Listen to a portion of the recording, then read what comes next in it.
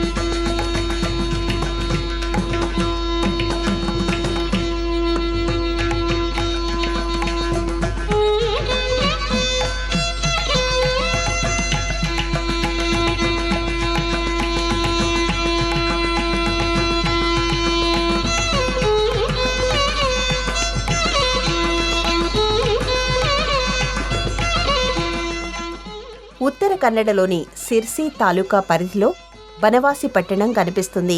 బనవాసి ఇప్పుడు ఆధునికంగా అభివృద్ధి పదంలో ముందుకు వెళుతున్నా ప్రాచీన కాలం నాటి ఆనవాళ్లు ఇక్కడ అందంగా కనిపిస్తూ ఉంటాయి. ఆ కాలం నాటి నిర్మాణాలు, ఆధ్యాత్మికతను ప్రవహింపచేసిన ఆలయాలు ఇక్కడ తమ ఉనికిని చాటుతూ ఉంటాయి. కళ్లతో స్పర్శించడమే ఆలస్యం ఆ కాలంలోకి వెంట పెట్టుకుని వెళ్లి కమ్మని కబుర్లెన్నో చెబుతాయి. సాధారణంగా ఏదైనా ఒక ఆలయానికి వెళ్ళినప్పుడు 200-300 సంవత్సరాల క్రితం నాటిదని తెలిస్తేనే అపురూపంగా చూడ్డం, ఆశ్చర్యపోవడం చేస్తూ ఉంటాము. ఆ కాలంలోకి జారిపోవడానికి ప్రయత్నిస్తూ ఉంటాం. అలా ఈ ఆలయం నిర్మించిన కాలానికి వెళ్లాలంటే 3వ శతాబ్దానికి వెళ్లవలసి ఉంటుంది. కదంబ వంశరాజులకు సంబంధించిన రోజుల్లోకి అడుగు పెట్టవలసి ఉంటుంది.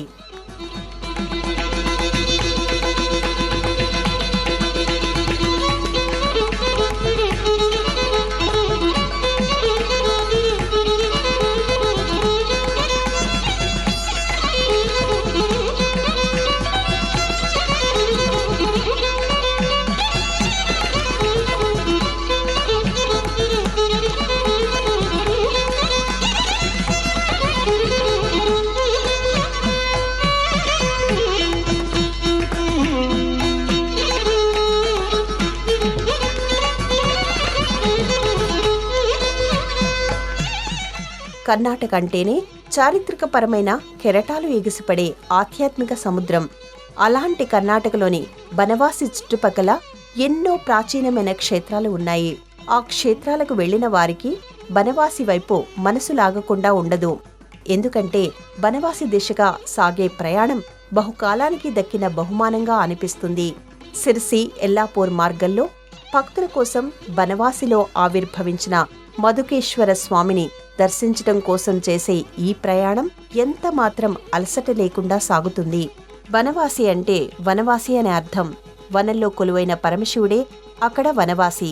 ఆయన పేరుతోనే ఈ ఊరు ఏర్పడిందని అంటారు. ఈ ఆలయ ప్రవేశ మండపానికి ఇరువైపులా ఏకశిలతో మలచిన ఏనుగులను ఏర్పాటు చేశారు. ఆలయాన్ని ఒక రథంగా భావిస్తే ఆ రథాన్ని లాగుతూ ఉన్నట్టుగా ఏనుగులు కనిపిస్తాయి. ఈ ఆలయ శిల్పకళా నైపుణ్యాన్ని ఈ ఏనుగులు ప్రవేశద్వారం దగ్గరే చెబుతాయి.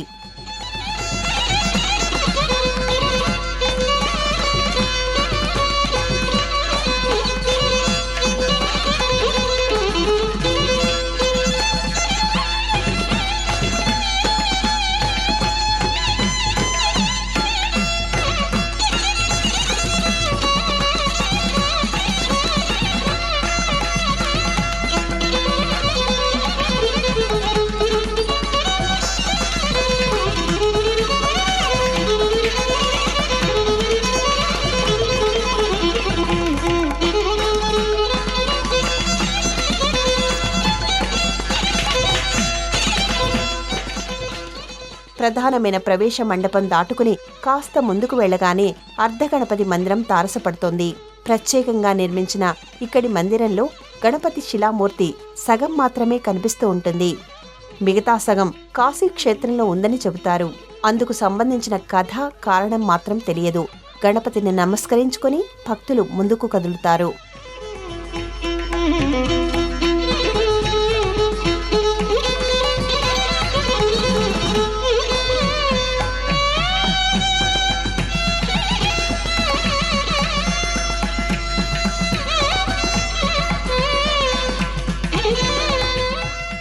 ఇక ఆ పక్కనే నృసింహస్వామి మందిరం కనిపిస్తుంది.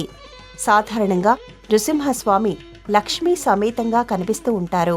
అలాగే యోగానంద నరసింహస్వామిగా, ప్రహ్లాద సమేత నృసింహస్వామిగా, జ్వాలా నృసింహస్వామిగా కిరీటంతో ఆభరణాలతో దర్శనమిస్తూ ఉంటాడు. కాని ఈ మందిరంలో మాత్రం ఎలాంటి ఆభరణాలు లేకుండా స్వామివారి మూర్తి భోజనానికి కూర్చున్నట్టుగా ఉండడం విశేషం.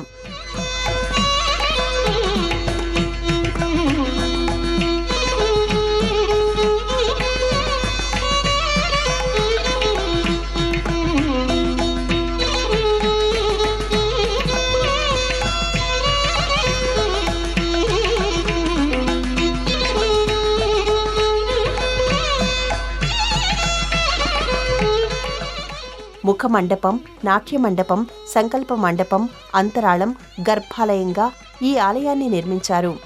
కదంబరాజ్య స్థాపకుడైన మయూరశర్మ స్వామివారికి 3వ శతాబ్దంలో గర్భాలయాన్ని నిర్మించారు. సంకల్ప మండప నిర్మాణం 6వ శతాబ్దంలో జరిగినట్టుగా ఆధారాలు ఉన్నాయి. నాట్య మండపాన్ని 9వ శతాబ్దంలో నిర్మించారు. గర్భాలయంలో స్వామివారు మధుకేశ్వరుడిగా, అమ్మవారు ఉమాదేవిగా పూజాభిషేకాలు అందుకుంటూ ఉంటారు. స్వయంభూగా ఆవిర్భవించిన శివలింగం తేనె రంగులో ఉంటుంది. శివలింగాన్ని ఎప్పుడు చూసినా అప్పుడే తేనెతో అభిషేకించినదిగా అనిపిస్తుంది. అందువల్ల ఇక్కడి స్వామివారికి మధుకేశ్వరుడు అనే పేరు వచ్చిందని చెబుతారు.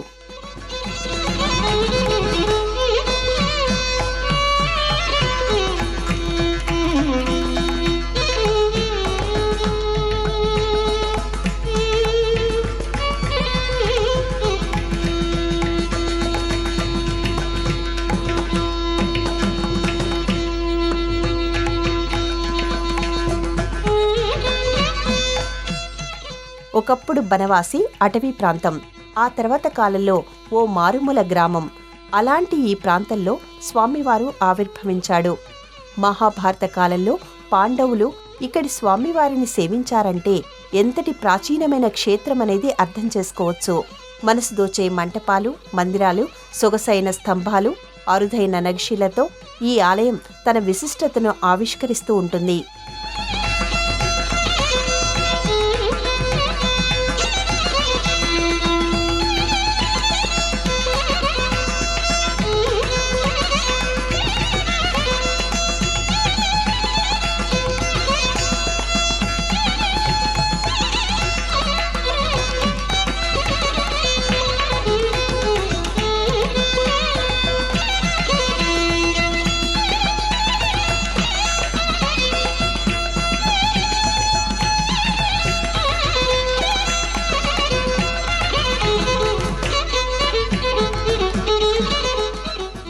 గర్భాలయంలో తేనె రంగుతో ఉన్న శివలింగం ఒక ఎత్తైతే, గర్భాలయానికి ముందున్న నందీశ్వరుడు ఒక ఎత్తని చెప్పవచ్చు.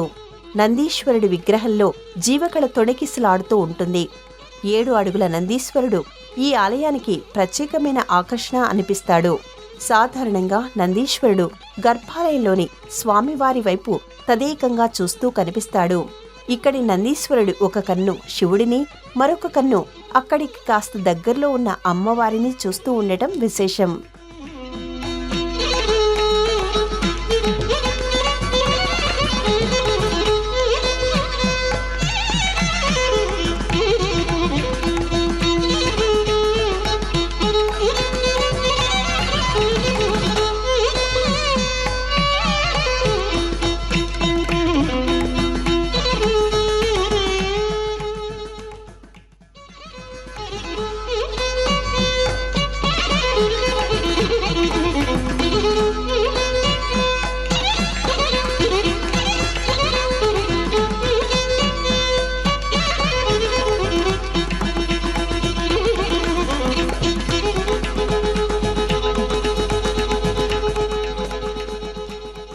ఉమాదేవి పేరుతో ఇక్కడి అమ్మవారు పూజాభిషేకాలు అందుకుంటూ ఉంటుంది. సర్వమంగళగా దేవతలచే పూజలందుకునే ఆ తల్లిని సేవించడానికి భక్తులు పెద్ద సంఖ్యలో తరలి వస్తుంటారు. ప్రతి మంగళ శుక్రవారాల్లో అమ్మవారికి ప్రత్యేకమైన పూజలను నిర్వహిస్తూ ఉంటారు.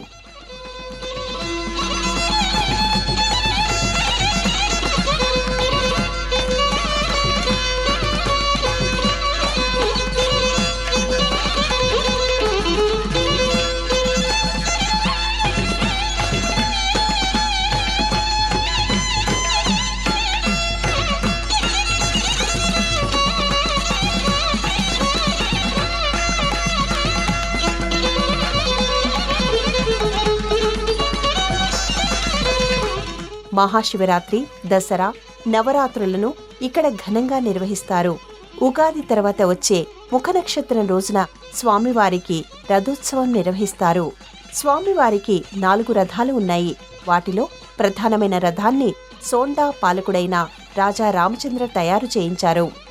అత్యద్భుతమైన శిల్పకళతో కూడిన ఈ రథాన్ని ఆయన 1608లో స్వామివారికి కానుకగా సమర్పించారు. అప్పటి నుంచి 416 సంవత్సరాల పాటు ఆ రథాన్ని ఉపయోగించారు.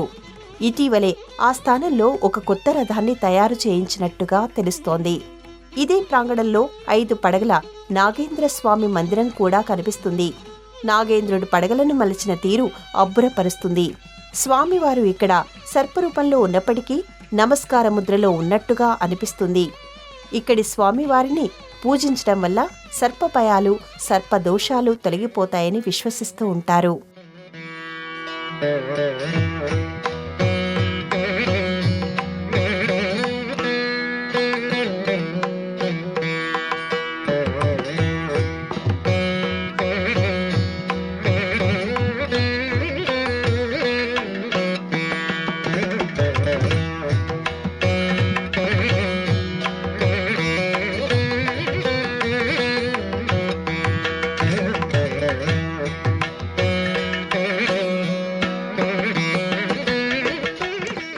ఈ ఆలయ ప్రాంగణంలో త్రిలోక మంటపం కనిపిస్తుంది. ఆకాశం, భూమి, పాతాళ లోకాలను సూచిస్తూ ఈ మంటప రూపకల్పన జరిగిందనే అంటారు. ఈ మంటపాన్ని పాదభాగం నుంచి పైభాగం వరకు మలచిన తీరు అద్భుతమనే చెప్పాలి. అంగుళం ఖాళీ వదలకుండా అంచెలంచెలుగా ఈ మంటపాన్ని ఆవిష్కరించిన విధానం అబ్బురపరుస్తుంది.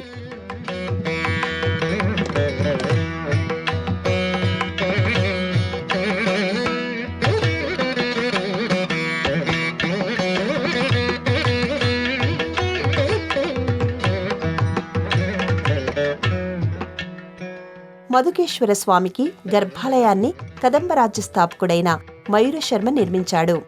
ఆయన కదంబ వృక్షం కింద జన్మించడం వల్ల అక్కడి నుంచి కదంబ అనేది వంశవృక్షానికి మూలమైంది. మయూరశర్మకి సమస్త శాస్త్రాలలో ఎంతటి ప్రవేశం ఉందో శాస్త్రాలను ప్రయోగించడంలోనూ అంతటి ప్రవేశం ఉంది. చాలా కాలం పాటు విజయం అనేది ఆయన్ను విడిచి ఉండటానికి ఇష్టపడలేదు. అలాంటి ఆయన చేతుల మీదుగా ఈ ఆలయ నిర్మాణం మొదలైంది. ఆ తర్వాత కాలంలో వచ్చిన రాజులు ఈ ఆలయాన్ని మరింత విస్తరిస్తూ వెళ్లారు. అద్భుతమైన, అపురూపమైన నిర్మాణాలను చేపట్టారు. ఇంతటి ఆధునిక కాలాన్ని దగ్గరగా చూస్తున్న భక్తులు సైతం ఇక్కడి నిర్మాణ నైపుణ్యాన్ని, శిల్పకళా నైపుణ్యాన్ని చూసి ఆశ్చర్యపోతున్నారంటే అది ఆనాటి శిల్పుల గొప్పతనంగానే భావించాలి. ఆ శిల్పుల జాబితాలో మనకి అమరశిల్పి జక్కన పేరు కూడా వినిపిస్తుంది.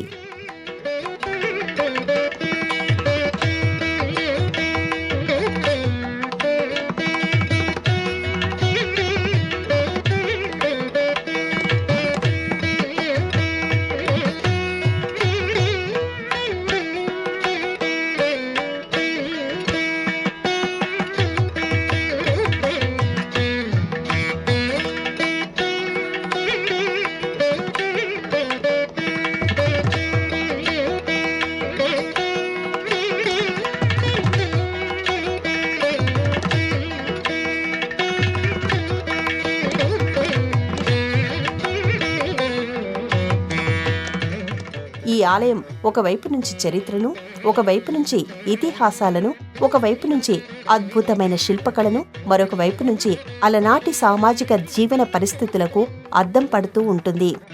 ఈ ఆలయంలో అడుగడుగునా శిల్పకళ అప్పటికప్పుడు ప్రభవిస్తున్నట్టు, ప్రవహిస్తున్నట్టు అనిపిస్తుంది. ప్రతి రాతి శిల్పం జీవం పోసుకుంటున్నట్టు, ప్రతి రాతి పుష్పం పరిమళిస్తున్నట్టు అనిపిస్తుంది. ముఖ్యంగా ఇక్కడి ఆలయంలో పందిరి మంచాన్ని పోలిన ఒక రాతి వేదికను చూసినప్పుడు మాత్రం మనసు కాసేపు ఆలోచించటం మానేస్తుంది. అసాధారణమైన నక్షీలతో కూడిన ఈ రాతి వేదిక అప్పటి వరకు మనం చూస్తూ వచ్చిన శిల్పకళకు సమాంతరంగా నిలుస్తుంది. ఇంతటి గొప్ప శిల్పకళను ఆవిష్కరించిన ఆ మహాశిల్పి ఎవరో అనుకున్నప్పుడే అందుకు సమాధానంగా మనకి అమరశిల్పి జక్కన పేరు వినిపిస్తుంది. కర్ణాటక ప్రాంతంలోని సుప్రసిద్ధమైన దేవాలయాలను పరిశీలిస్తే ఒకవైపున చరిత్ర, మరొక వైపున ఆధ్యాత్మికత, ఇంకొక వైపున శిల్పకళ పోటీ పడుతూ కనిపిస్తాయి. చరిత్రను తెలుసుకోవడానికి, ఆధ్యాత్మికతను అర్థం చేసుకోవడానికి జక్కన శిల్పకళ ఎంతగానో దోహదపడిందని చెప్పొచ్చు. శిల్పకళ విషయంలో జక్కన చేసిన ప్రయోగాలు ఎన్నో ఈనాటికి ఇంకొకరికి సాధ్యం కాక మిగిలిపోయాయి. అలాంటి ఆయన సృష్టించిన అద్భుతాల్లో ఈ రాతి వేదిక ఒకటి. కర్ణాటక ప్రాంతంలోని వారికి, అక్కడి ప్రాచీనమైన శిల్పకళ గురించి పరిశోధన చేసేవారికి జక్కన గురించి తెలియకుండా ఉండదు. కర్ణాటక ప్రాంతంలోని తుమ్కూరు పరిధిలో కైదల అనే గ్రామంలో జక్కన జన్మించారు. కర్ణాటక ప్రాంతంలో బేలూరు వంటి అనేక పుణ్యక్షేత్రాల్లో జక్కన శిల్పకళ అద్భుతమై, అజరామరమై ప్రవహిస్తూ ఉంటుంది. కళ్యాణి చాణుక్యులు, హొయసల రాజుల కాలంలో దేవశిల్పిని తలపించే మహాశిల్పి, అమరశిల్పి జక్కన. మహాశిల్పిగా పేరు తెచ్చుకున్న జక్కనకు మంజరితో వివాహం జరుగుతుంది. ఆమె గర్భవతిగా ఉన్న సమయంలో జరిగిన ఒక సంఘటన వల్ల ఆయన ఇల్లు వదిలి వెళ్లిపోతాడు. ఆ సమయంలో ఆయన అనేక రాజ్యాలలో శిల్పాచార్యుడిగా పనిచేశాడు. జక్కన కుమారుడు డంకన పెద్దవాడై తన తండ్రిని వెతుకుతూ బయలుదేరతాడు. బేలూరు చెన్నకేశవ స్వామి ఆలయ నిర్మాణ సమయంలో ఇద్దరూ కలుసుకుంటారు. ఇక్కడ తన తండ్రి మలిచిన విగ్రహంలోనే డంకన దోషాన్ని చూపుతాడు. అందుకు శిక్షగా జక్కన తన కుడి చేతిని నరుక్కుంటాడు. అయితే తన కుమారుడు తన్నే మించిన శిల్పి అయినందుకు సంతోషపడతాడు. భార్యను అపార్థం చేసుకున్నందుకు బాధపడతాడు. ఆ తర్వాత ఆయన తన గ్రామానికి చేరుకుని మొండి చేతితో సుత్తి పట్టుకుని చెన్నకేశవమూర్తిని మలిచాడని చెబుతారు. అప్పుడు స్వామి అనుగ్రహంతో ఆయన కుడి చేయి తిరిగి వచ్చిందని అంటారు. ఈ అర్థాన్ని సూచిస్తూనే ఈ గ్రామానికి కైదల అనే పేరు వచ్చిందని అంటారు.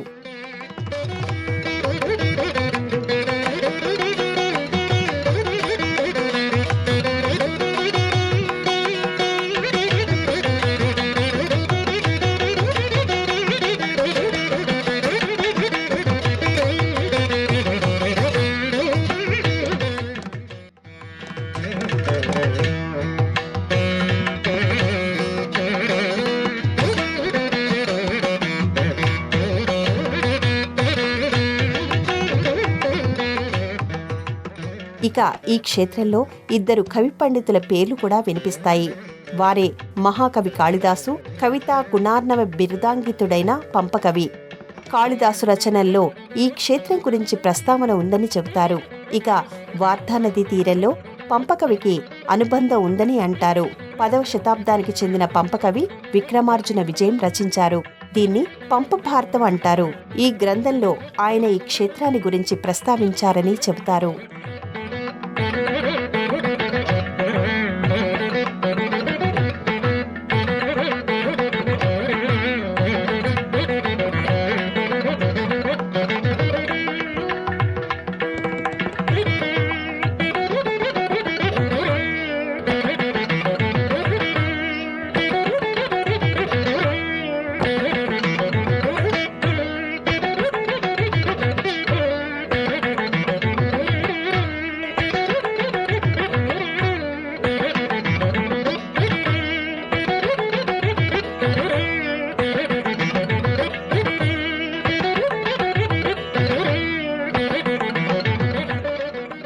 ఎంతో మంది రాజులచే కీర్తించబడిన శివుడు, ఎంతో మంది కవి పండితులచే కీర్తించబడిన మధుకేశ్వరుడు ఇక్కడ తరతరాలుగా భక్తులను అనుగ్రహిస్తూ వెళుతున్నాడు.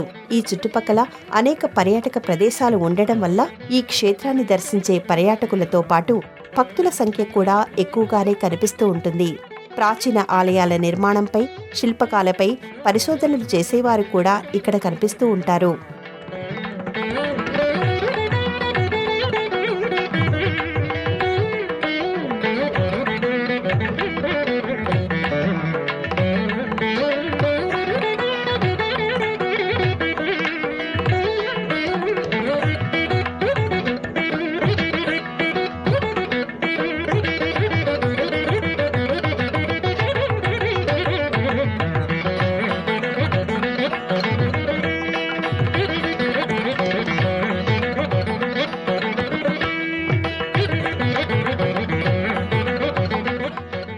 అనునిత్యం ఉదయం 6 గంటలకు ఈ ఆలయం తలుపులు తెరుస్తారు.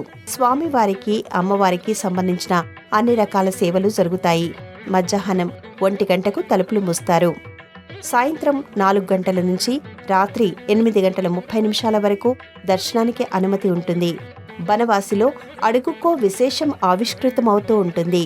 సగభాగం మాత్రమే కనిపించే అర్ధగణపతి, భోజనానికి కూర్చున్నట్టుగా అనిపించే నృసింహస్వామి, నమస్కార ముద్రలో ఉన్నట్టుగా కనిపించే నాగేంద్రుడు, తేనె రంగులో కనిపించే శివలింగం, ఆలోచింపచేసే త్రిలోక మంటపం, ఆశ్చర్యపరిచే రాతి వేదిక, ఇలా అనేక అద్భుతాలకు నెలవైన ఈ క్షేత్రం మనసు ద్వారానికి కట్టిన మధురానుభూతుల మాలిక, ఇక్కడ వరకు జరిగే జ్ఞాపకాల వేడుక. దేశంలోని అన్ని ప్రధానమైన నగరాల నుంచి బెంగళూరు, మంగళూరుకి రోడ్డు, రైలు, వాయు మార్గాలు ఉన్నాయి. అక్కడి నుంచి సిర్సి, శివమొగ్గ వంటి పట్టణాలకు చేరుకుంటే స్థానిక వాహనాల్లో బనవాసి చేరుకోవచ్చు. బనవాసికి సమీప రైల్వే స్టేషన్గా శివమొగ్గ, సమీప విమానాశ్రయంగా మంగళూరు కనిపిస్తాయి.